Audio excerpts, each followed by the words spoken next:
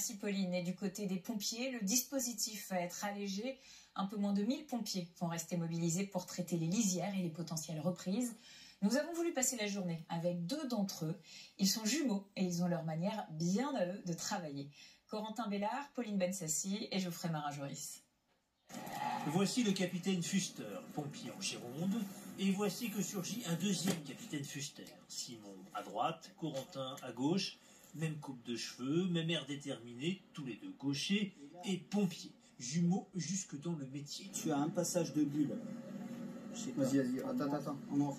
Tu as un passage de bulle tout ici. Ok. D'accord. Outre la chasuble, seul un grain de beauté au nez les distingue. Similitude physique et complicité sur le terrain. Bon, déjà, on va dire qu'en termes de communication, pour le coup, on se comprend parfaitement. Sa vision et sa pensée, je sais exactement comment il réfléchit et dans quelle direction il va. Donc, pour le coup, c'est facilitateur pour nous.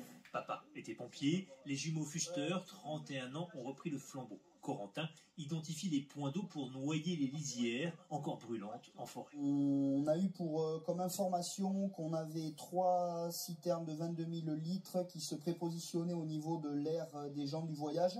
Simon, lui, fait le lien avec les 73 pompiers autrichiens venus en renfort pour lutter contre l'incendie. Même métier, même exposition au danger, s'inquiètent-ils l'un pour l'autre? Pas forcément.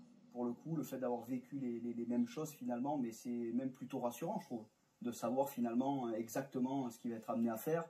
Pour leurs collègues, un attelage aussi efficace qu'espiègle. Je vous laisse imaginer ce que font des jumeaux, qui sont des vrais jumeaux en l'occurrence. Je vous laisse imaginer quel type de blague ils peuvent faire. On va appeler Simon et c'est Corentin qui répond. Voilà. Fixé, le feu reste actif. Corentin et Simon s'apprêtent à partager encore de longues journées pour clore au mieux ce chapitre mouvementé de leur vie professionnelle. Et alors que nombre de pompiers se disent au bord de la rupture, Emmanuel Macron va réunir l'ensemble des acteurs des départements touchés par les incendies, une fois tous les feux éteints. Le président, actuellement en vacances au fort de Brégançon, souhaite réfléchir au modèle de prévention et de lutte contre les incendies.